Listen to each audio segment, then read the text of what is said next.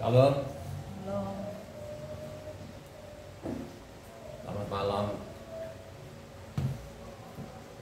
selamat petang, tepatnya petang. Hari ini adalah hari perdamaian. Masuk tanggal 10 hari ini. Itu yang diperintahkan oleh Tuhan.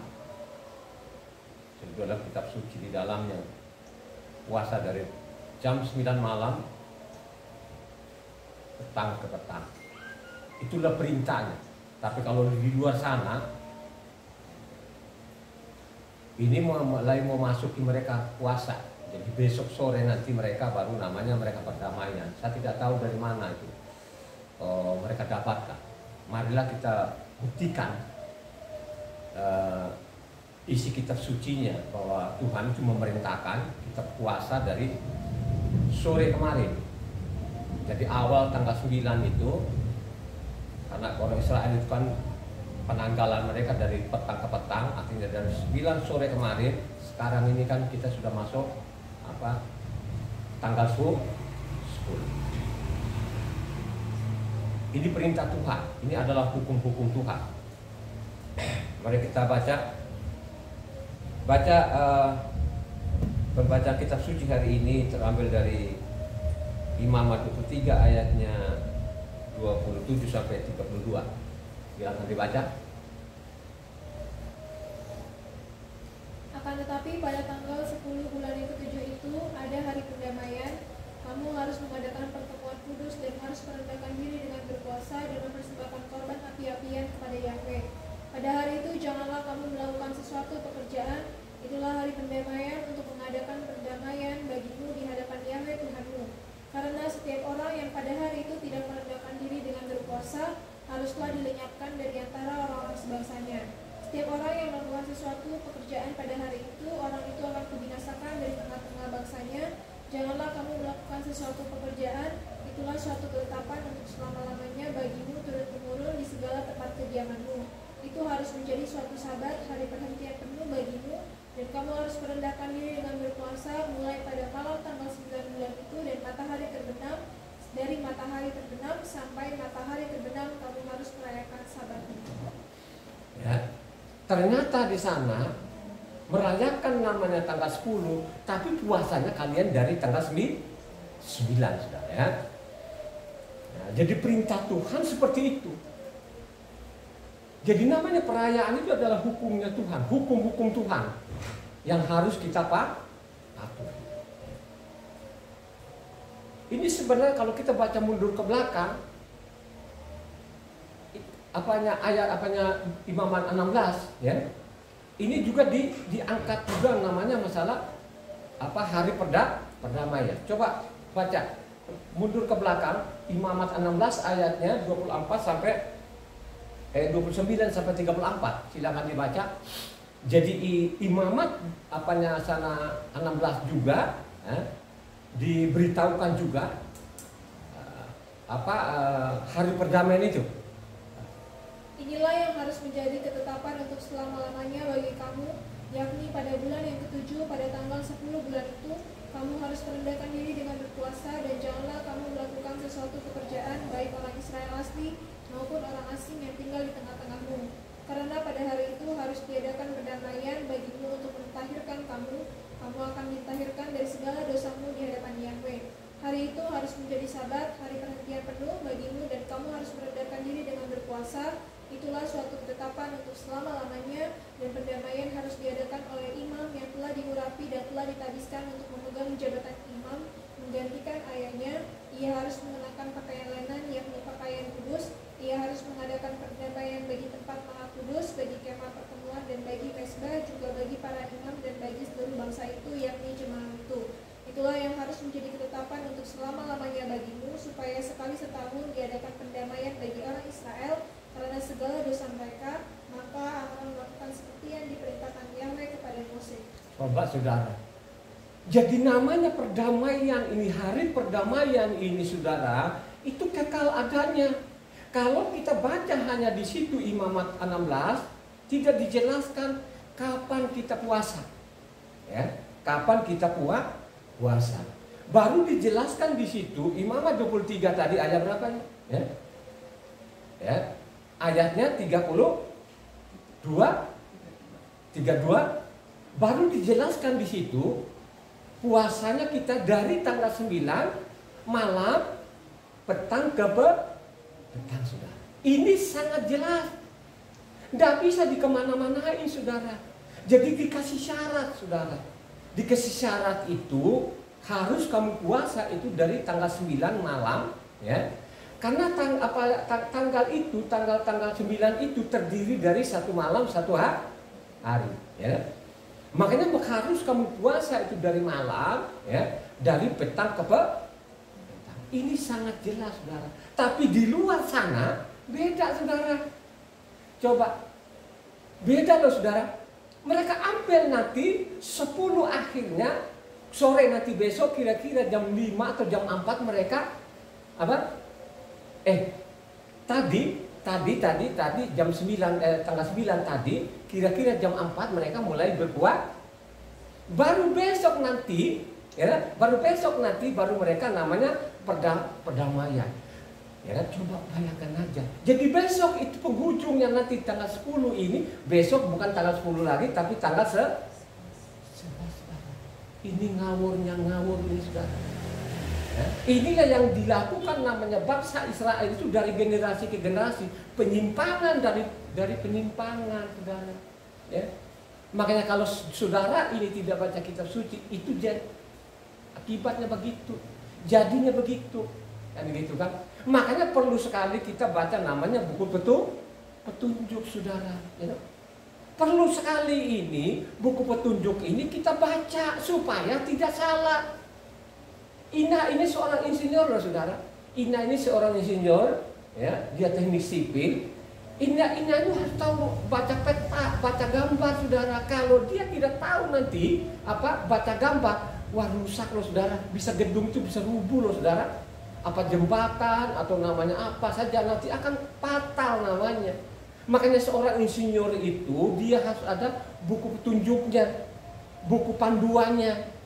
Dilihat gambarnya, kan gitu. Seorang insinyur itu mutlak namanya, saudara. Harus tahu, harus bisa lihat gambar, saudara. Begitu juga lah kerohaniannya ini. Ya, jangan kita ngawur-ngawur. Mampunya kita ini, saudara, mampunya kita hanya bisa melakukan. Ya? Melakukan itu apa artinya? Halo, mengikuti perintah Tuhan, mengikuti hukum-hukum Tuhan. Ya. Gak mampu kita, saudara, untuk kita bisa tafsiran segala macam. Justru kalau ada tafsiran itu jadi bumerang nanti jadinya. Salah tafsir, salah lihat, salah paham, fatal namanya. Jangan berharap-harap namanya surga-surga loh, saudara, ya. Jadi kita harus namanya patuh kepada hukum Tuhan. Saya mau tanya, ini namanya hari perdamaian ini hukum Tuhan nggak? Hukum Tuhan, saudara. Kalau engkau tidak lakukan ini, itu ada sanksinya, gitu. Jadi Tuhan itu tidak pernah kasih sama kita yang berat-berat. Saya mau tanya kepada jemaat, kira-kira puasa dari kemarin sore sampai saat ini kira-kira berat nggak? Tidak berat ini sebenarnya, biasa-biasa aja, kan gitu kan? Tapi kan dikasih syarat, ya. Tahu kan kalau kita baca tadi Imamat 16, kalau kita lihat aslinya itu anak-anaknya anak-anaknya Aharon, ya, anak-anak Nadab ini dengan saudaranya, kan mereka bikin api akhirnya coba baca ayat 1 di atas ini yang tadi Imamat. Ini salah lihat, salah paham. Akhirnya akibatnya apa? Patah loh, saudara, baca di atas yang Imamat 16 tadi. Sesudah kedua anak Harun mati, yang terjadi pada waktu mereka mendekat ke hadapan Yahweh, berfirmanlah Yahweh kepada Mose. Firman Yahweh kepadanya, katakanlah kepada Harun kakakmu, supaya ia jangan sembarang waktu masuk ke dalam tempat kudus di belakang tabir, ke depan tutup perdamaian yang di atas tabut, supaya jangan ia mati, karena aku menampakkan ini dalam awan di atas tutup perdamaian. Makanya ini kan disediakan kita setiap tanggal 10 10 itu namanya hari perdamaian. Dah sembarangan lo saudara. Masuk di namanya di baju dekat tabut itu tidak boleh. Tidak boleh sembarangan, sekalipun dia imam hanya sekali setahun saudara. Ya. Sekali setahun itu adakan perdamaian. Kalau engkau baca di sana kan ini kan dari Imamat 10 kan. Bagaimana namanya anak-anaknya Aharon tadi bikin api asin saudara. Ya. Akhirnya kedua anaknya mati saudara. Coba kan. Makanya jangan yang bilang oh sepele. Hati-hati, baca kitab yang baik. Jangan ikut-ikutan. Kalau engkau ikut-ikutan, ini fatal loh saudara. Ya. Ini adalah hukumnya Tuhan, ini perintah Tuhan. Sangat jelas tadi, namanya hari perdamaian itu kekal adanya.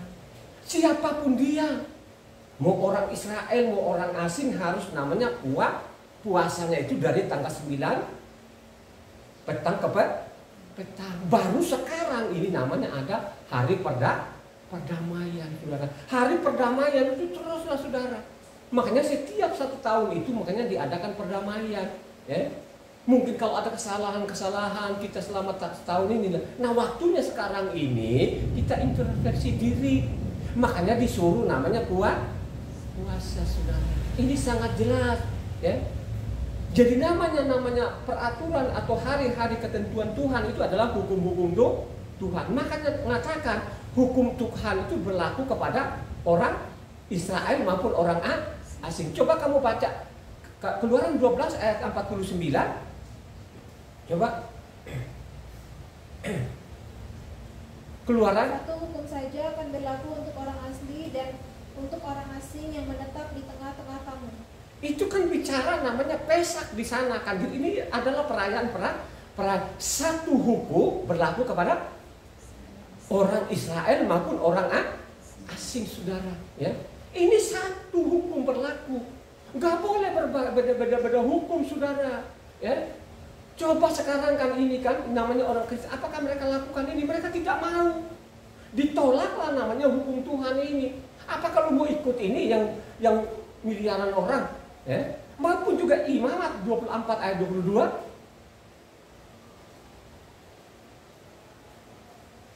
Imamat 24 ayat 22. Satu hukum berlaku bagi kamu, baik bagi orang asing maupun bagi orang Israel asli, sebab akulah Yahweh Tuhanmu. Coba ya. Berlaku kepada namanya orang Israel maupun orang Gak boleh berbeda hukum. Yang dituntut kita Tuhan itu hanya namanya Taurat saudara. Gak ada yang dia tuntut ini itu kan. Apalagi sekarang ada namanya perjanjian baru. Gak ada, tidak pernah ada. Itu bikinan manusia. Ya toh? Gak ada saudara.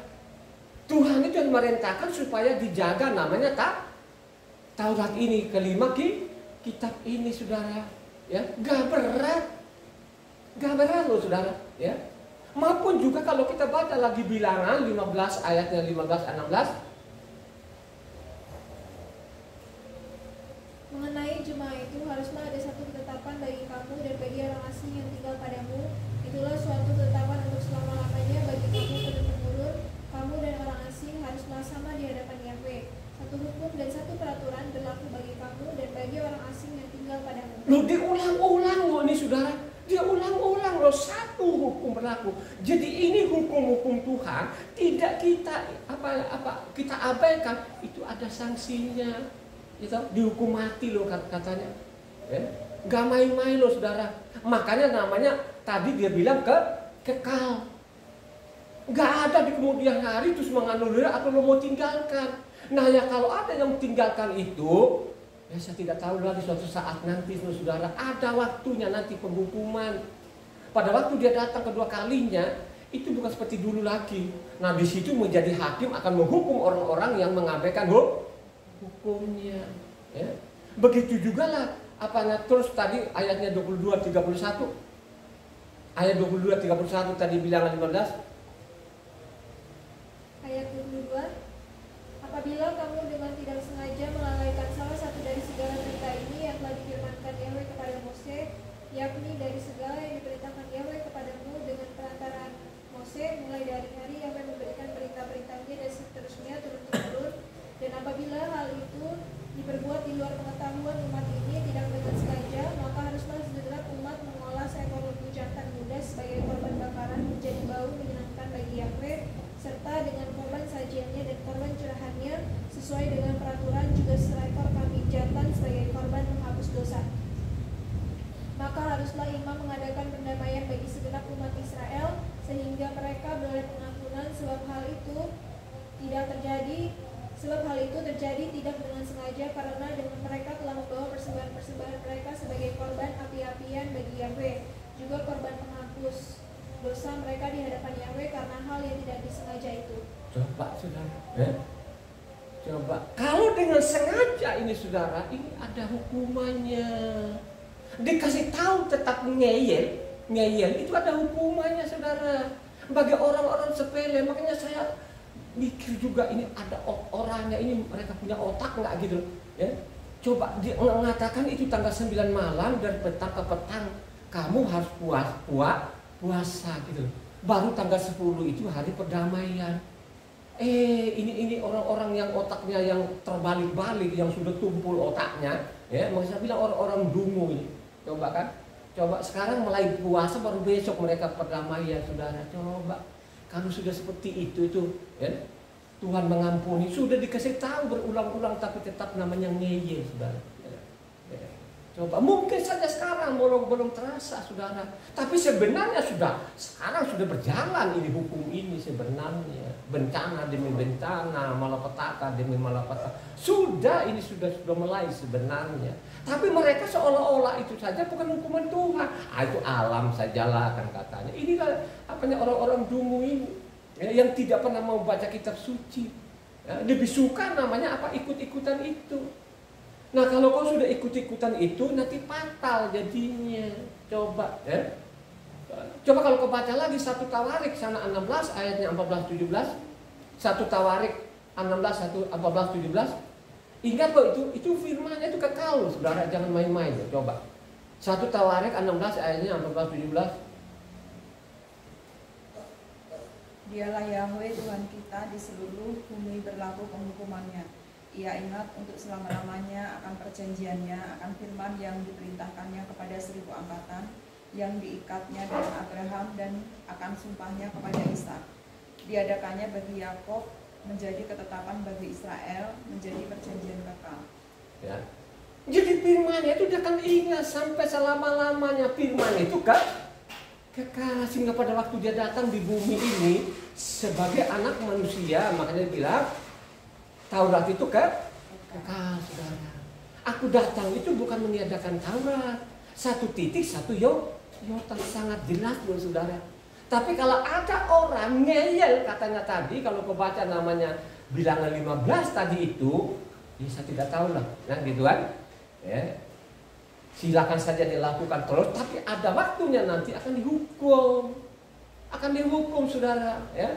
Makanya saya baca berulang-ulang kali firman Tuhan ini, sudah ratusan kali saya takut saudara ya. Yang saya mampu itu, yang kita mampu, ya ikuti saja itu. Disuruh namanya begini, ya sudah ikuti saja kan begitu. Itu saja. Tuhan itu tidak terlalu banyak tuntutan sebenarnya ya. Simple sebenarnya, hanya manusia ini yang bikin rumit. Coba saudara ya. Bikin rumit saudara. Rumitnya di mana? Dia bikin lagi nanti buku-bukunya segala macam, dia tafsir sana ditafsir. Ini luar biasa sebenarnya ya. Jadi ingat baik-baik ya, satu hukum berlaku kepada orang Israel maupun orang asing. Ini ketentuannya. Kalau kau abaikan ini ya, hai orang asing, hati-hati ya. Anaknya saja babak belur. Anaknya babak belur enggak? Ya. Sampai sekarang ini dia berdamai nggak orang Israel? Sudah berdamai nggak? Ingat baik-baik ya. Ya. Sekarang ini dia belum berdamai dengan anak. Ya. Mari kita baca kitab suci nanti. Dengan dia tidak berdamai dengan anaknya, makanya kita punya kesempatan apa? Halo? Ya. Kesempatan apa? Ya. Jadi kita ini harus kita baca setiap hari, kita isi hari-hari kita selalu membaca dan membaca kitab suci. Dari situlah kita memiliki pengetahuan, saudara. Sehingga kalau disuruh namanya begini, kita ikut, saudara. Dia tidak pernah butuh namanya sarjanamu, ya kan? Justru sarjana itu khotbah saya kemarin, ya. Hai kamu angkatan jahat, ya. Celakalah kamu ahli-ahli Taurat, celakalah kamu ahli-ahli Taurat.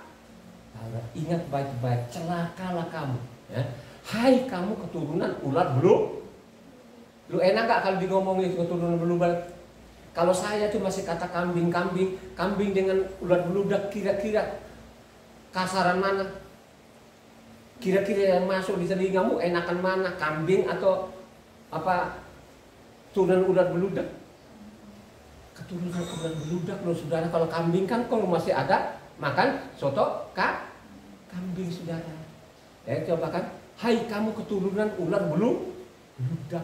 Baca namanya Matitia 23. Ya baca loh, saudara. Ya dong. Coba sebelum dia berdamai ini, makanya kita ini harus namanya berusaha. Berusaha apa? Berusahalah kita baca kitab suci ini siang dan malam. Makanya kata Pemazmur 1 bilang, berbahagialah orang yang merenungkan firman siang dan malam, saudara. Ya.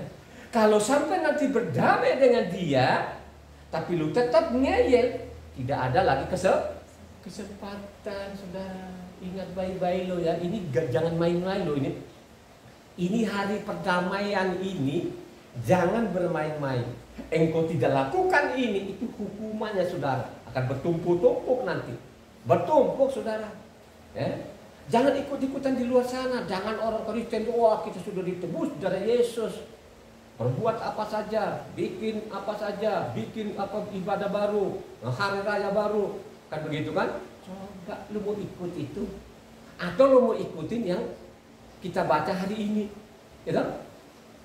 Coba firmannya itu, Tauratnya itu kekal adanya, ya.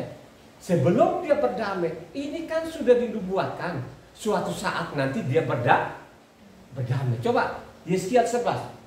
Yeskiel 11 ayat 16-20 coba dibaca yang keras.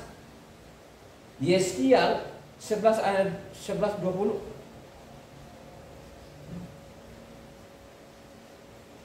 Kota ini tidak akan menjadi perih bagimu, ataupun kamu seakan-akan daging di dalamnya.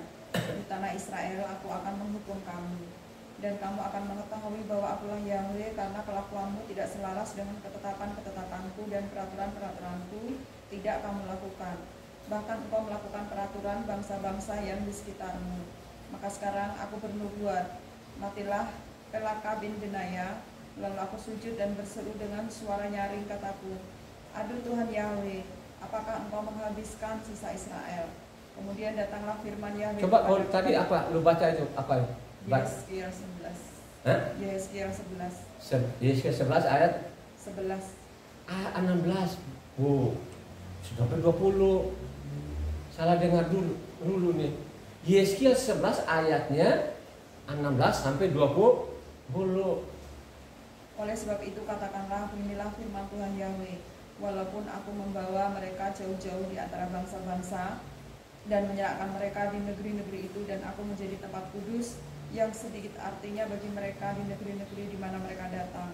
Oleh sebab itu katakanlah, beginilah firman Tuhan Yahweh, aku akan menghimpunkan kamu dari bangsa-bangsa dan mengumpulkan kamu dari negeri-negeri di mana kamu berserak, dan aku akan memberikan kamu tanah Israel. Maka sesudah mereka datang di sana, mereka akan menjauhkan segala dewa-dewanya yang menjijikkan dan segala perbuatan-perbuatan yang keji dari tanah itu. Aku akan memberikan mereka hati yang lain dan roh yang baru di dalam batin mereka. Juga aku akan menjauhkan dari tubuh mereka hati yang keras dan memberikan hati yang taat, supaya mereka hidup menurut segala ketetapanku dan peraturan-peraturanku dengan setia. Maka mereka akan menjadi umatku dan aku akan menjadi Tuhan mereka. Coba saudara, suatu saat ini kan sudah dinubuatkan, suatu saat nanti dia berdamai dengan Tuhan. Makanya kembali kepada namanya Taurat, saudara. Sekarang Taurat itu ditinggal. Yang mereka pegang sekali namanya Talmud, saudara. dengan mereka pegang Talmud sekarang mereka menyimpang. Sekarang orang Yahudi sekarang bukan sekarang mereka hari perdamaiannya, besok mereka ada hari perdamaian, saudara. Inilah tabiat namanya orang-orang Yahudi, saudara, ya kan? Ya, inilah tabiat kelakuan orang Yahudi ini yang sampai saat ini. Nah, dengan mereka tegak tengkunya ini, kitanya berusaha bacalah kitab suci ini, ya, baca dengan baik, gitu kan? Lanjut, nama Yeskiel 16 ayat 29 34. Yeskiel 16 ayatnya 29 sampai 34. Baca. Halo. Engkau memperbanyak lagi persundalanmu dengan negeri perdagangan Kasdim, tetapi dengan itu juga engkau belum merasa puas. Betapa besar hawa nafsumu itu, demikianlah firman Tuhan Yahweh. Engkau yang melakukan segala-galanya ini, yaitu perbuatan seorang perempuan sundal jahanam, yang membangun tempatmu yang tinggi pada setiap persimpangan jalan dan membuat bukit. Tadi lu baca apa itu? Yeskiel 16 ayatnya 29 ke 34. ya. Nah, terus. Yang membangun tempatmu yang tinggi pada setiap persimpangan jalan dan membuat bukit pengorbananmu di tiap-tiap tanah lapang. Tetapi engkau tidak seperti sundal biasa, oleh karena engkau menolak upah sundal. Hei istri yang berzinah, yang memeluk orang-orang lain ganti suaminya sendiri. Kepada semua perempuan sundal orang memberi upah, tetapi engkau sebaliknya, engkau yang memberi hadiah umpan kepada semua yang mencintai engkau sebagai bujukan, supaya mereka datang dari sekitarmu, datang kepadamu untuk bersundal. Maka dalam persundalanmu engkau adalah kebalikan dari perempuan-perempuan yang lain. Bukan orang yang mengejar engkau hendak bersundal, tetapi engkau yang memberi upah persundalan, sedangkan engkau tidak diberi apa-apa. Itulah kebalikannya padamu. Itu mungkin saya salah. Tapi bacalah apa Yeskiel 37. Yeskiel 37 ayatnya 28.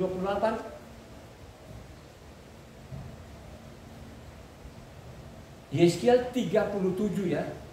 28. Maka hambaku David akan menjadi rajanya, dan mereka semuanya akan mempunyai satu gembala. Mereka akan hidup menurut peraturan-peraturanku dan melakukan ketetapan-ketetapanku dengan setia. Mereka akan tinggal di tanah yang kuberikan kepada hambaku Yakob, di mana nenek moyang mereka tinggal. Ya, mereka, anak-anak mereka maupun cucu cicit mereka akan tinggal di sana untuk selama-lamanya, dan hambaku David menjadi raja mereka untuk selamanya. Aku akan mengadakan perjanjian damai dengan mereka, dan itu akan menjadi perjanjian yang kekal dengan mereka. Aku akan memberkati mereka dan membuat mereka banyak, dan memberikan tempat kudusku di tengah-tengah mereka untuk selama-lamanya. Tempat kediamanku pun akan ada pada mereka, dan aku akan menjadi Tuhan mereka, dan mereka akan menjadi umatku. Maka bangsa-bangsa akan mengetahui bahwa aku Yahweh menguduskan Israel pada waktu tempat kudusku berada di tengah-tengah mereka untuk selama-lamanya. Coba saudara, suatu saat nanti akan berdamai dengan Israel, ya, akan kembali nanti. Ya, mereka berseru kepada nama Yahweh, mereka benar-benar akan mencintai namanya tak? Dirubah loh saudara, bukan karena mereka, bukan kesadarannya mereka. Suatu saat nanti Tuhan akan menyadarkan mereka saudara.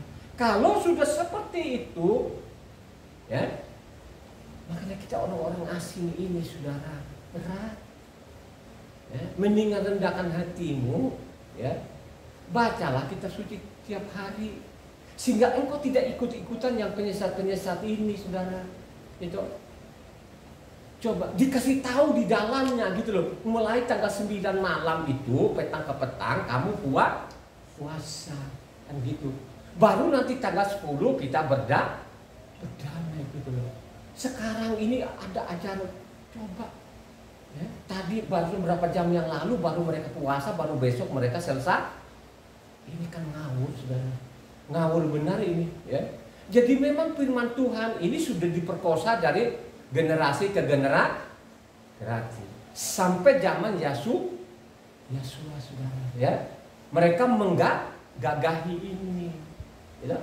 Coba kalau engkau baca di sana bagaimana mereka ini menggagahi. Kalau engkau baca Matitia 11 ayat 12 ya. Jadi mereka sudah lama sebenarnya sampai kepada namanya Yesua itu mereka memperkosa ini. Coba Matitia 11 ayat 12. Sejak tampilnya Yohanes Pembaptis hingga sekarang kerajaan surga diserong dan orang menyerongnya mencoba menguasainya. Coba diserong terus saudara. Itu tadi kenapa mereka serong ini? Ini kan dari mulut ke mulut, tidak ada penyelidikan dalam kitab suci. Ya. Makanya dia bilang kalau ada orang bodoh itu jadi pintar, pasti anak keledai menjadi manusia.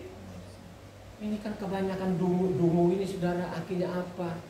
Sudah dungunya dia transferkan kepada orang lain. Coba. Nah, kalau sudah menyimpang seperti itu, apakah Tuhan mengkompromi? Ya, maupun Luka 16 ayat 17.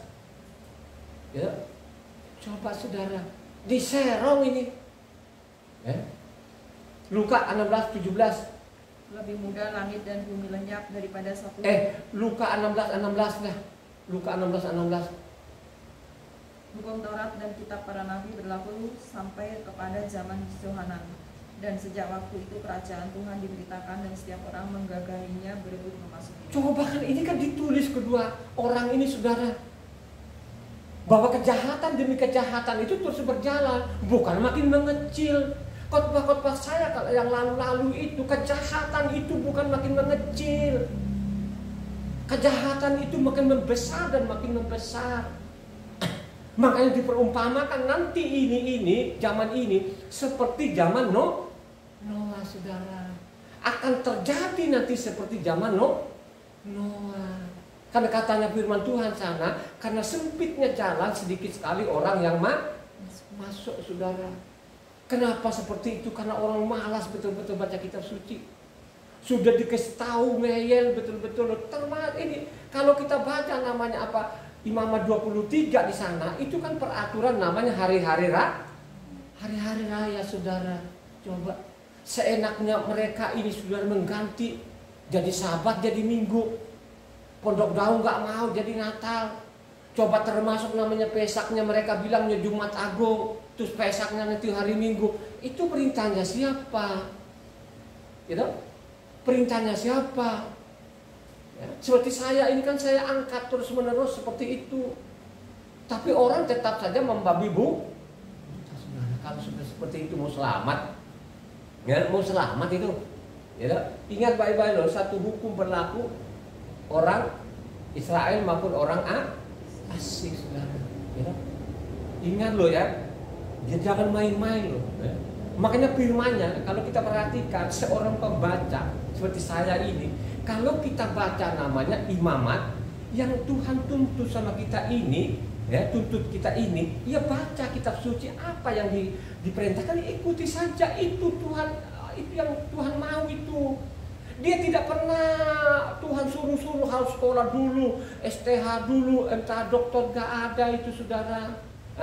Dia sudah tahu Tuhan ini si perusak ini yang sok-sok pintar ini yang ngerusak ini. Ya faktanya sekarang ini yang ngerusak ini kan perusak ini kan itu kan yang punya titel. Ya. Coba kan, ini kan ada tuh apakah yang titel tidak dibaca ini? Ya.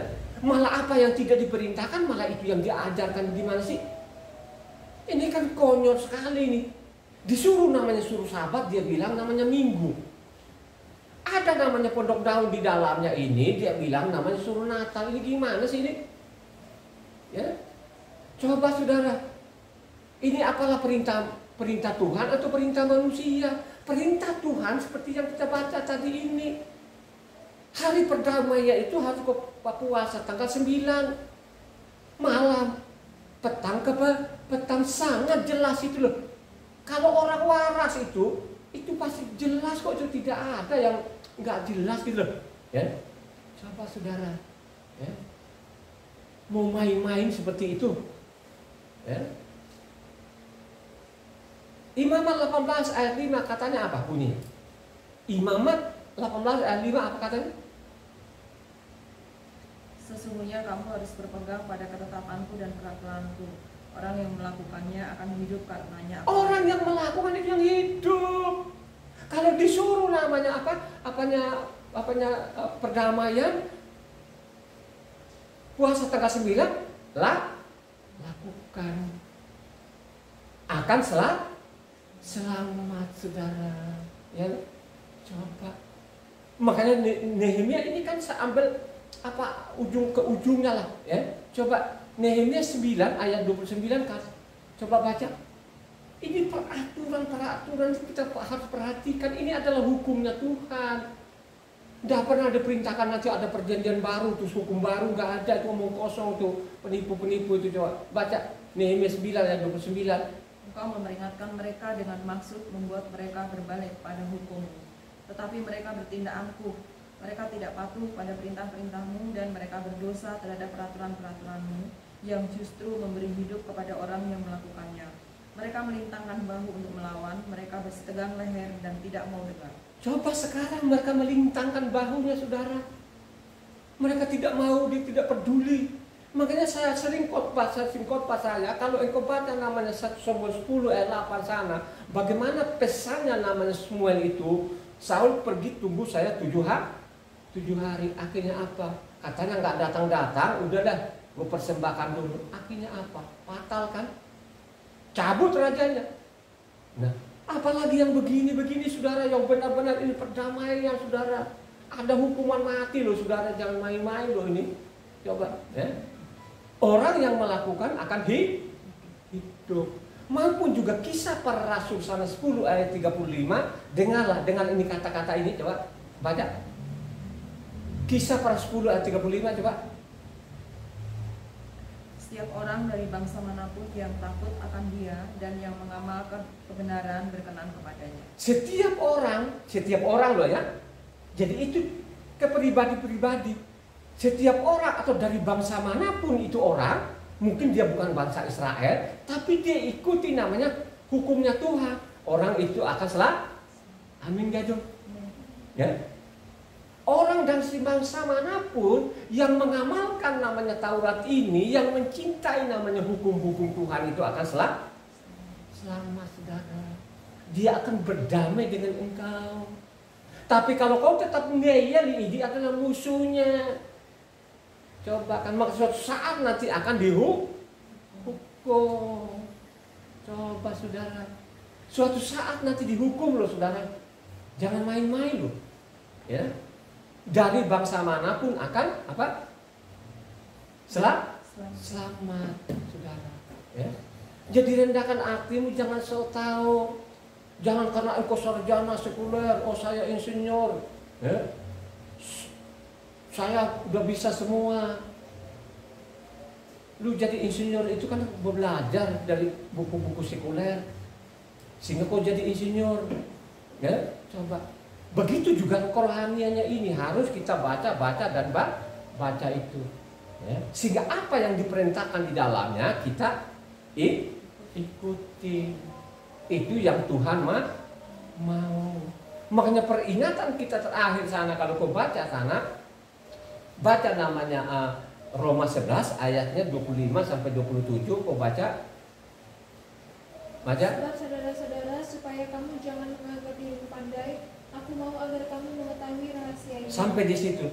Jangan merasa dirimu pandai. Jangan so tahu. Terus sebagian dari Israel telah menjadi tegar sampai jumlah yang penuh dari bangsa-bangsa lain telah masuk. Dengan jalan demikian seluruh Israel akan diselamatkan, seperti ada tertulis, dari Sion akan datang penebus, ia akan menyingkirkan segala kefasikan daripada Yakub, dan inilah perjanjianku dengan mereka apabila aku menghapuskan dosa mereka. Mengenai Injil, mereka adalah satu Tuhan oleh karena kamu, tetapi mengenai pilihan, mereka adalah kasih Tuhan. Sampai di situ saja, saudara.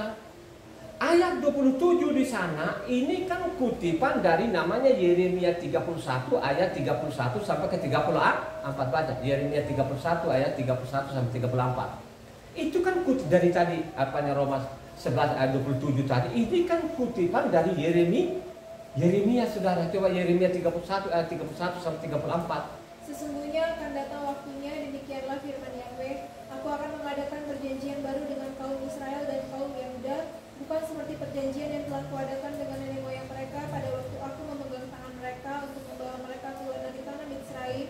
Perjanjianku itu telah mereka ingkari, meskipun aku menjadi Tuhan yang berkuasa atas mereka. Demikianlah firman Yahweh. Tetapi beginilah perjanjian yang kuadakan dengan kaum Israel sesudah waktu itu. Demikianlah firman Yahweh, aku akan menaruh Tauratku dalam batin mereka dan menuliskannya dalam hati mereka, maka aku akan menjadi Tuhan mereka dan mereka akan menjadi umatku. Dan tidak usah lagi orang mengejar sesamanya atau mengajar saudaranya dengan mengatakan, kenalah Yahweh, sebab mereka semua besar kecil akan mengenal aku.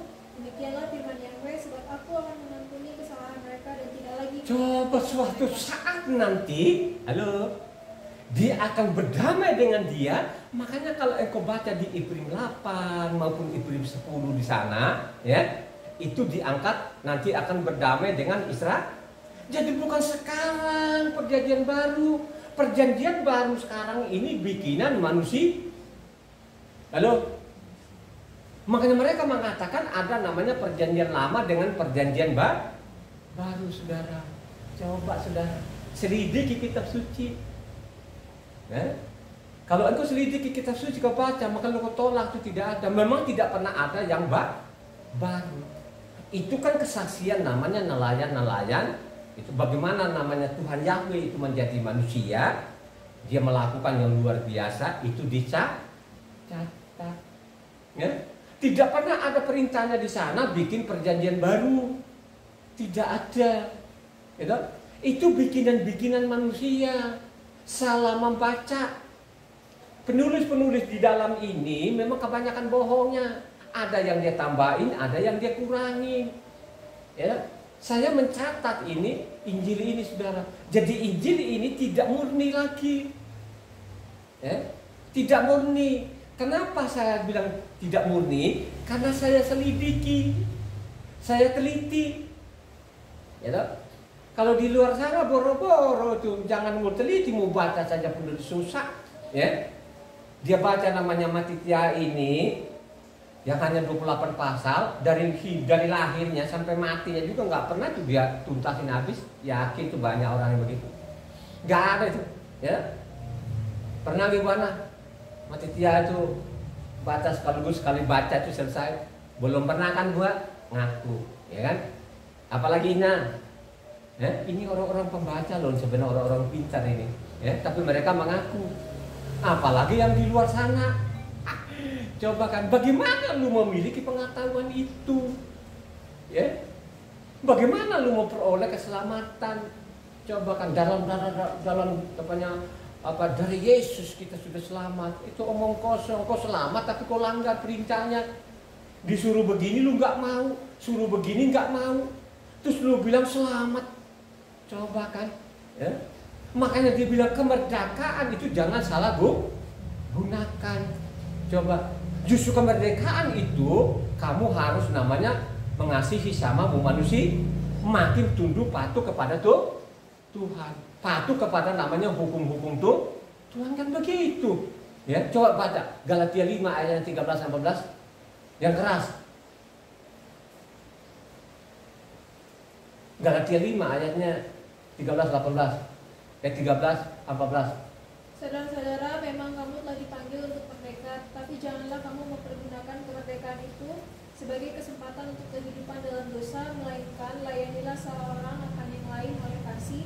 Sebab seluruh hukum Taurat tercakup dalam satu firman ini, yaitu kasihilah sama manusia seperti dirimu sendiri. Coba kalau ditanya di dalam Tuhan supaya saya akan selamat, kasihilah Tuhanmu dan kasihilah sesamamu manusia. Berarti harus namanya cintai akan hukumnya tuh. Amin gak Jo? Halo? Jadi kemerdekaan itu jangan disalahgunakan.